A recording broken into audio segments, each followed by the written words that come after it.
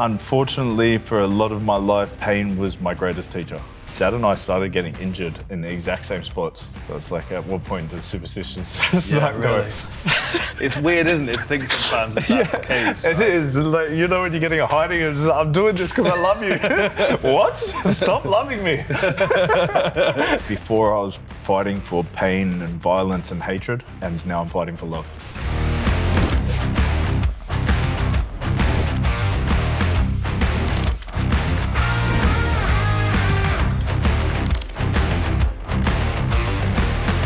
Hello everybody and welcome to Between Rounds. I'm Dan Hardy and I am joined by combat sports veteran, UFC legend, new PFL signing, Tyson Pedro. Thanks for joining me, man. Thank you very much. Veteran makes me sound old.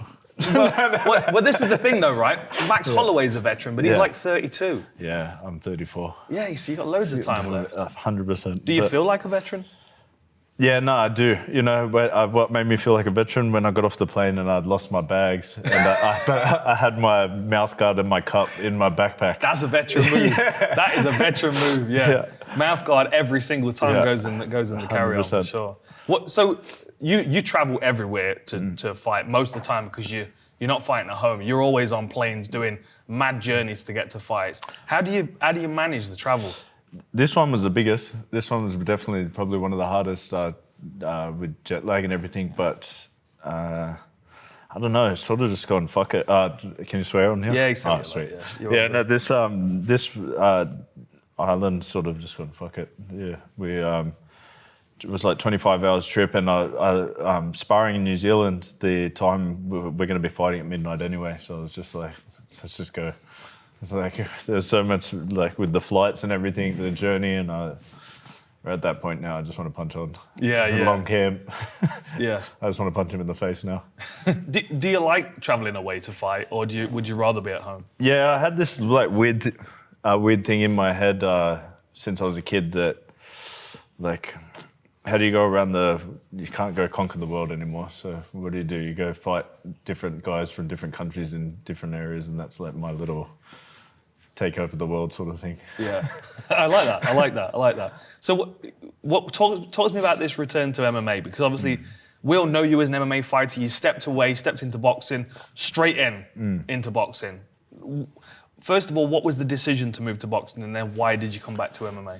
It was always my goal since a kid to go to boxing, and I just had an opportunity to fight for the WBC international belt.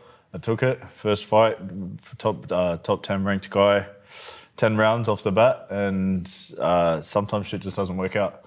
There's a lot of issues and fell through, and I was going to retire from fighting. I was like, after that, it was just too much. I was like, I'm done with it. And I think I started working with my new management team, Rival, and they came to me with the opportunity and with PFL, and I was like, yeah, I really liked it, and I liked what PFL was doing. I've got this it felt real personable, which is what I felt when I first started in the UFC. Yeah. When I first joined the UFC, everyone knew each other's names, you're hanging out with people, and like you felt like part of the team. Yeah. And then I think at the end of my career, it started feeling like a bit disassociated from that. So, and that's one thing that I've really loved about this first experience with the PFL.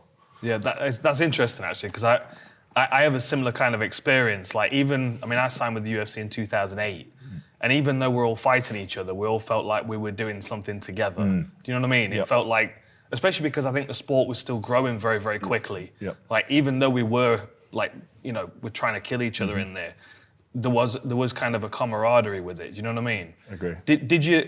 Was that part of the reason why you kind of fell out of love with MMA, is because you didn't feel that anymore?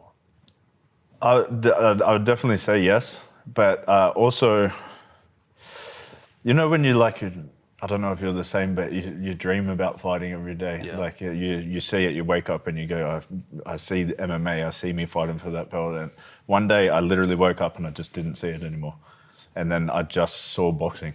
And it was like hard to describe, because I was telling all my family, I was like, I want to go to boxing.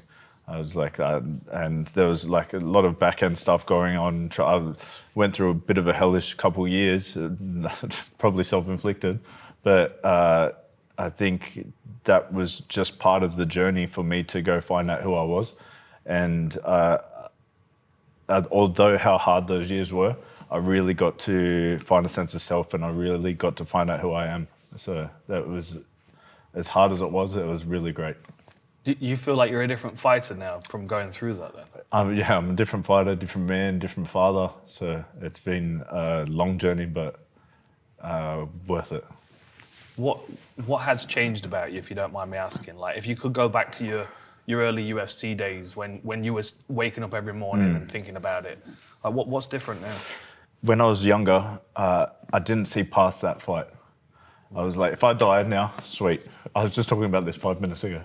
And I was like, but now with my daughter and everything, I can sort of see past it and see something I want to build for family. And I sort of put it down to, before I was fighting for pain and violence and hatred, and now I'm fighting for love. Wow. Yeah. Does it make you feel stronger? For sure. Feel more balanced as a person? For sure. And more fulfilled. Yeah. I can see emotions right on the surface for you right now. Have you enjoyed this process more because of that, or was it easier to just be violent and focused on doing damage? I think I was just living young and reckless before, so you're not even thinking about the consequences of anything. So I just feel a lot more, I think before I lived in chaos, and now I live in calm. And it's really beautiful to feel that way. Yeah. Yeah. I went back to Samoa for the first time, and I just got this real sense of peace. And as a younger fighter, my motto was always peace through violence, because I had so much hurt and hate going into fights that I could feel like the only time of peace was when I went into that octagon and there was no problems, nothing going on. All I had to focus on was hurting that person in front of me. And now I've found peace throughout my life rather than just through the violence. That's a really interesting statement. How does that change your perspective on what you want to achieve in the sport? Because now you're not thinking fight to fight. Now you're thinking long term. Like, do you have title aspirations in mind? Are you thinking about like how many more years of fighting do you have left? Are those kind of questions on your mind now? Yes and no. I know for sure that if you're going to be real, you only have especially in light heavyweight, maybe 36, 38 max. But I don't want to be fighting to 38, so I would say maybe 2-3 years. We're going to be real, that means that I want to be as active as I possibly can. Yeah. And I want to just teach my daughter, like, having a crack, like, go and do what you love. I realized I used to fight, like, and might come out wrong, but I used to only think that I was fighting for the fans. And then I saw how quickly they would turn on you if everything goes to shit. And then I was like, you know what? The people that love me don't care if I get a win, a loss, or knocked the hell out. They just care that I'm doing what I love. And that's what's become more balancing for me, I guess. Is a lot of this due to your daughter? Yeah, I would say so now. Everything, for sure. Yeah. She retaught me how to love. I was very disassociated as a kid, and just holding her and seeing her just made me experience love, for sure. So the early version of you, then the one that was angry and getting in there to do damage, where did that person come from? What was childhood like as Tyson Pedro? Yeah, no, the people have had worse childhoods, but I got a lot of hidings when I was a kid. Yeah. My dad was very strong in his upbringing of me, so he thought he was raising Spartan warriors. Yeah. And that's give you a different perspective of what's important, perhaps, as a father now. Oh, for sure. I try to, a big question that I have is, and one that I still struggle with now, is how do I teach my daughter adversity without the trauma? Because adversity, I've found, is what has made me successful. But how do you do it without affecting her life in later ages? Yeah, yeah. What was it like as a young man growing up in your environment? I mean, like we we've heard a lot about your upbringing and, you know, the people that were around you, and fighting was very much a part of the culture, right? Street fighting, you know, testing yourself all the time, pushing yourself to be tough. Even, I mean, we've talked about this before, even to the point of like the tattoos that you get and where you get the tattoos and the process of getting them. Like dealing with suffering, dealing with pain, almost it was a part of your upbringing. Is that fair to say? Yeah. Unfortunately, for a lot of my life, pain was my greatest teacher. And I think sometimes it would even lead to self-sabotage because I was trying to get that pain to eventually teach the lessons that I needed. So it was I think maybe it just slows down the journey, but you get there eventually. Yeah. But definitely, and I've spoken to my dad a lot about it. I was like, because we both learn the same way. We learn through pain. And sometimes that can be a hindrance, but I don't know. I think my dad was just doing his best, and we're just trying to... Actually, one of the best things about martial arts, I think, is that you're trying to be the best version of yourself every day. Yeah. Whether it's a new skill that you're learning or whether it's your mental resilience or fortitude. And I think that mission of trying to be a better version of yourself every day can go across to any aspect in life. And I think that's why I always try to tell everyone, put your kid into martial arts. Like, try and find the discipline, try and find those lessons that you'll learn that go into adulthood. Yeah. What was your beginning in martial arts? What got you into it? What was the... My dad, for sure. Yeah? Yeah. I started when I was 3. Like, you know, Dad had 7 black belts in 7 different styles, and the Van Damme movies, kickboxer. I was on the splits and the chairs. So... Yeah. We're in tears. Yeah, of course. But you were always destined to be a fighter then. Oh, for sure. By choice or not by choice. And that's why I will never hold anything against my dad. And it's always been love, because whether he did it right or wrong, it did exactly what he was planning on doing. Yeah. So. Yeah. Is it obvious? Have you been able to speak to him? Did it come from a place of love? He was doing it for your benefit. Yeah. It's weird, isn't it, to think sometimes that that's the case. Right? It is. Like, you know, when you're getting a hiding, it's just, I'm doing this because I love you. What? Stop loving me. But no, I just like my daughter taught me what love is, I think from what his understanding of love was. Yes. Whether it was misplaced or not. Yeah, that makes sense. When did you start getting tattoos? 16. Okay. Do you remember what your first one was? Yeah, on my shoulder, a La'utonga Tama, which means my father's a warrior. Okay. Which is crazy. Yeah. And are you still adding? Have you had any more recently? Not really. I've got like little ones. That one looks like a new one. That was just, I was doing an event for someone, and they were like, we're doing free tattoos, and I was like, chuck it in there. I got some words on my thumbs, that's about it. Yeah. Any plans for any more? Honestly, I'm over them. Oh, you really? Yeah. Yeah. So talk to me about the traditional tattoos you've got. Yeah. So it's called a peta. Yeah. Is that right? Yeah. Pronouncing right? Yeah. What was the process? And talk to me about, because there's a superstition around it as well, isn't there? Yeah. About the time that you have to get it done. Yeah. Well, so I did it. You can do it with a partner. I did it with my father. Funnily enough, I was working at the time, and I'd have to fly. You're supposed to get it finished before, like, in a certain amount of time, right? And we were taking longer, and Dad and I started getting injured in the exact same spots, like in the exact same place. Like, he ended up wearing my boot that we broke the same bone in our leg. So it's like, at what point does superstitions start going? We started getting the same injuries. Still to this day we do. Wow. Yeah, we get like the same injuries. I'll call him up. I go, oh man, I've just done this. He goes, like, me too. Or he's at the doctor getting the same thing fixed. It's crazy. That's crazy. Yeah. Where does the design come from? Are they all very similar? Or similar layout, but there'll be different patterns depending on your family and stuff. But man, Go on, what's the worst part? What's the worst part? Belly button was pretty bad. The knees and probably inside the butt was pretty sore. I think more the fatty in the bone for sure. Yeah, because it's done traditionally. So what is that they use? It used to be a whalebone. Do they yeah, still use now whalebone? it's more metal. Oh, okay. So yeah. And it's like a wedge, isn't it? It's like a... Yeah, they have different tools, but I just remember they do this, they use the big one, and you'd think that was the one that hurts, but it's just like battered meat. And then they come along at the end when it's all swollen, they just got this little one that goes ding, ding, ding, and it's like screaming.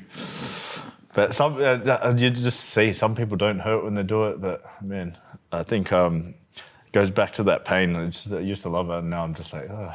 Yeah. I'd rather chill. Get me some numbing cream or something.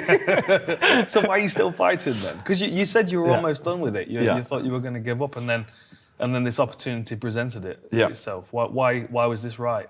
The love came back. Like, I really enjoyed this camp although honestly it was hard on the body because going from boxing and then bringing back the wrestling.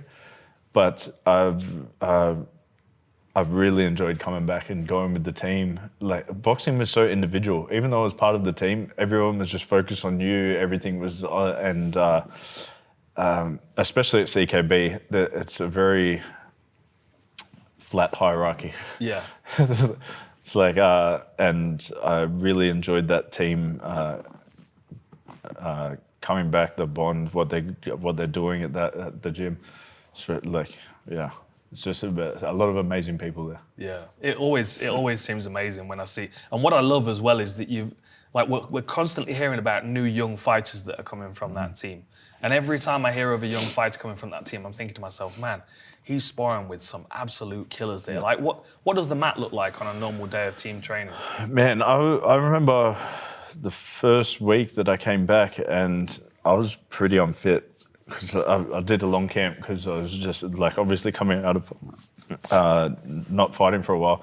Did a long camp, and there was like 5 rounds of sparring. It was like Izzy, Cam Rawson, Navajo, Carlos, and like just there were some big days coming back to just head getting rocked, but really fun. Oh, and Balkan Bear, of course. So I was just.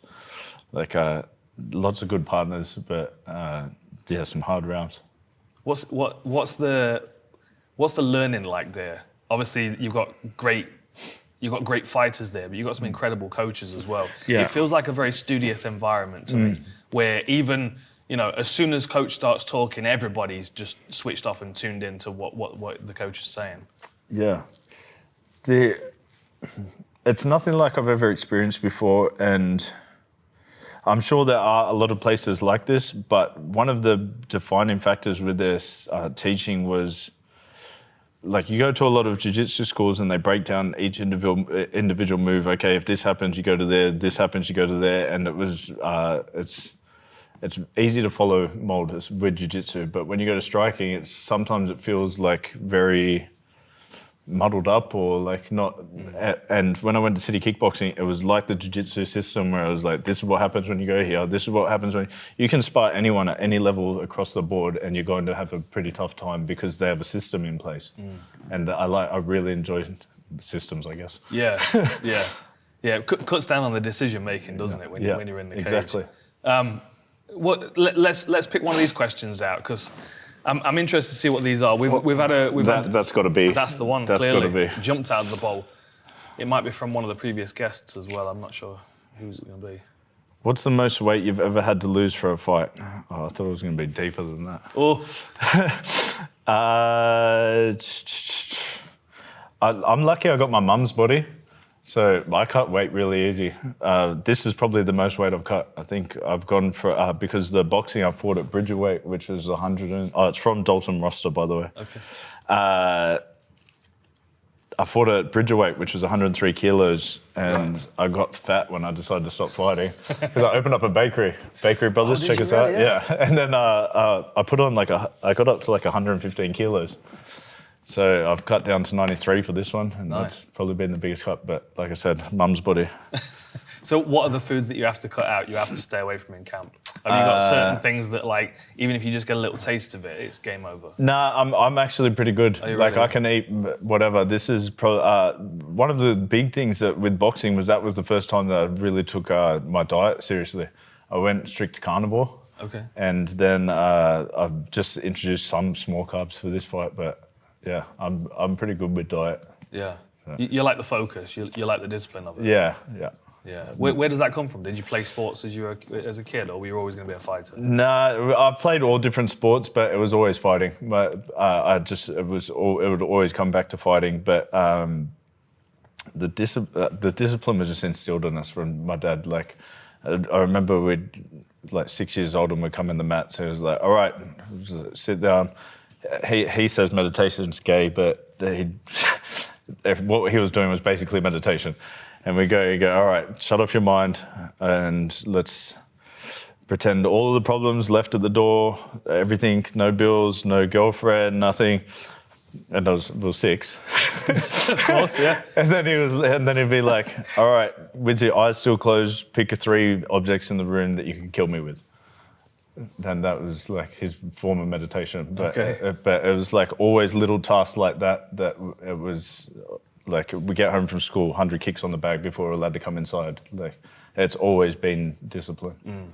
Do you still use the visualization now for fights? 100%. I'm massive on visualization and manifestation, and yeah, big part of it. So what do you see for this Thursday? Honestly, I want to get out of here fast, first round. Like, yeah. Big finish. Any predictions, anything? Anything you've added to your game you want to show us? The system. Yeah, 100% the system. There's, yeah, for sure. There's been, one thing that's so impressive is like, sometimes Eugene teaches without teaching, if it makes sense. He'll do something on so much of a repetition that you end up doing it subconsciously. Nice. And then before you even know it, you're doing it. And that's one of the other things I love about it. Yeah, that sounds good. That sounds really good. I'm excited for this, man. I'm excited to see you in the PFL gloves. Appreciate it. I'm excited to see you with this passion back as well. And your whole energy just seems very different to how it was the last time we spoke, which was probably a good while ago. Yeah, it was. Long time ago. Young kid. Yeah. Neither of us are so young anymore, but you still got plenty of time to go, my friend. So good luck with this fight this week, and good luck with everything else that's coming up. And thanks for joining me. Thank you very much for having me. Thank you. Ladies and gentlemen, thanks for joining us for Between Rounds. Make sure you follow Tyson Pedro. Make sure you watch his fight and all of the other fights that are going to come in his long and illustrious career that we're still looking forward to, because he's still a young man. He's still got plenty of time to go. It's a little bit more grace. Thank you. We'll see you between the next one.